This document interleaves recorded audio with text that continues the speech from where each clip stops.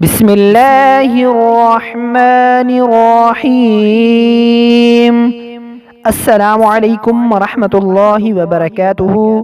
ناظرین کرام، انشاءاللہ آج ہم اس ویڈیو میں دنیا آخرت کے تمام فکر دور کرنے کے لیے ایک دعا پڑھنا سیکھیں گے۔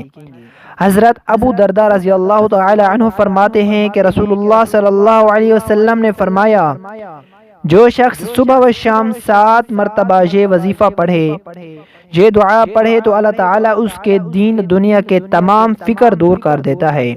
سبحان اللہ۔ چلیں اس دعا کو سیکھتے ہیں۔ بسم اللہ الرحمن الرحیم۔ حسبی اللہ لا الہ الا ہو علیہ توکلت وہو رب العرش العظیم۔ حسبی اللہ لا الہ الا ہو